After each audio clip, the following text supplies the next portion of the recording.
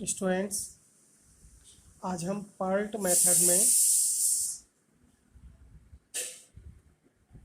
जो एग्जाम्पल हम कर रहे हैं उसका थर्ड पार्ट सॉल्व करते हैं। थर्ड पार्ट में क्या है? फाइंड क्रिटिकल पथ। हमें क्रिटिकल पथ फाइंड करना है। इसके लिए हमारे पास एक्टिविटी है, प्रोसीजर है और मीन ड्यूरेशन, जो कि हमने लास्ट एग्जाम्पल में किया था। इसका सेकंड पार्ट में मीन ड्यूरेशन टाइम निकाला था, उसके लिए हमने टेबल कंस्ट्रक्ट कर दिए। तो इन तीनों की हेल्प से हम क्या करेंगे? क्रिटिकल पथ फाइंड करेंगे। इसके लिए नेटवर्क हमने एग्जाम्पल में बना चुके हैं। इसके बाद हम क्रिटिकल पथ फाइंड करते हैं। तो अगर हमें क्रिटिकल पथ फाइंड करना है तो देखिए, फर्स्ट पार्ट और सेकंड पार्ट दोनों करने पड़ेंगे, तब ये थर्ड पार्ट हम क्रिटिकल पथ फाइंड कर सकते हैं। मतलब अगर आपको एग्जाम में पूछा जाए क्रिटिकल पथ फाइंड करिए, तो हमें नेटवर्क कंस्ट्रक्ट करना होगा और मीन ड्यूरेशन फाइंड करना होगा, जबकि पूछा नहीं गया है। तो देखिए, नेटवर्क हमने कंस्ट्रक्ट करा दिया था फर्स्ट पार्ट में और मीन ड्यूरेशन सेकंड पार्ट में। आज हम थर्ड पार्ट में करते हैं। नेटवर्क की हेल्प से हम क्या करेंगे? ऐसा पथ फाइंड करेंगे जो कि क्रिटिकल हो। तो क्रिटिकल पथ फाइंड करने के लिए हम क्या देखते हैं कि ऐसा पथ, ऐसा मार्ग ढूंढें जिस पर चलने में हम कहें मैक्सिमम टाइम लगे। तो देखिए, पथ, पहले हम पथ समझ लें। देखिए, पथ क्या है? ये एक पथ, यानी अगर हम बोले 1 2 3 2 6 2 7 2 8, यानी 1 से 8 तक हमें पहुंचना है, तो कितने मार्ग से हम पहुंच सकते हैं? एक मार्ग ये है 1 2 4 2 6 2 7 2 8। एक मार्ग ये है 1 2 4 4 से 7 7 से, यानी 4 मार्ग हैं।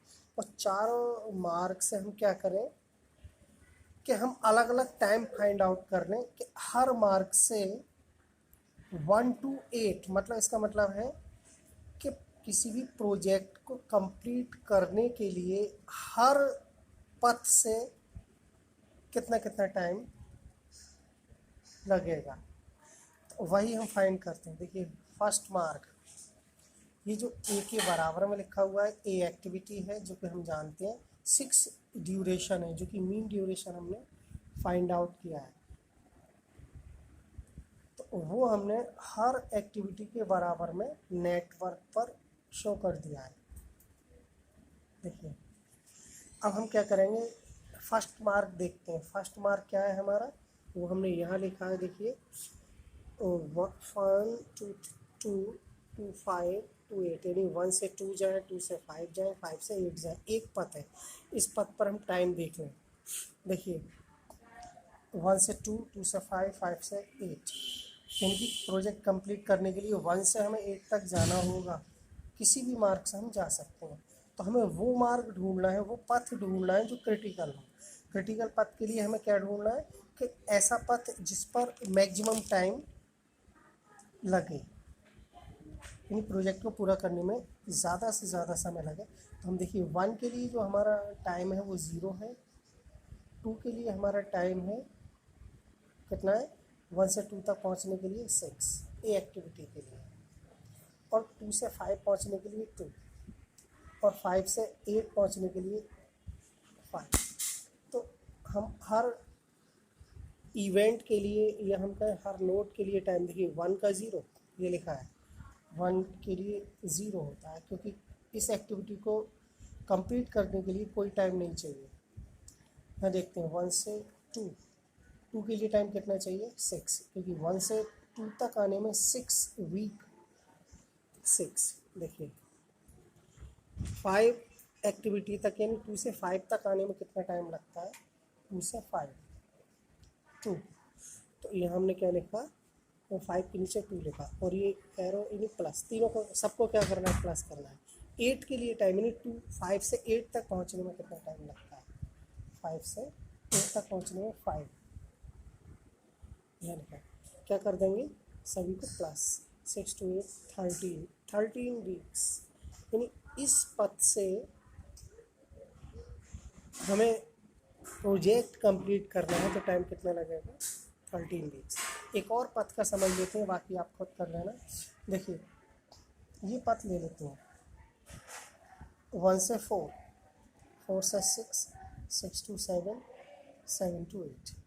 तो ये वाला पथ ये है जो कि हमारा नंबर है 1 to 4। देखिए यहाँ है थर्ड वाला 1 to 4, 4 to 6, 6 to 7, 7 to 8। तो 1 के लिए टाइम 0, क्योंकि 1 पर हमें कोई टाइम नहीं लगेगा। यहाँ देखिए 1 के लिए कोई टाइम नहीं चाहिए क्योंकि ऑलरेडी है।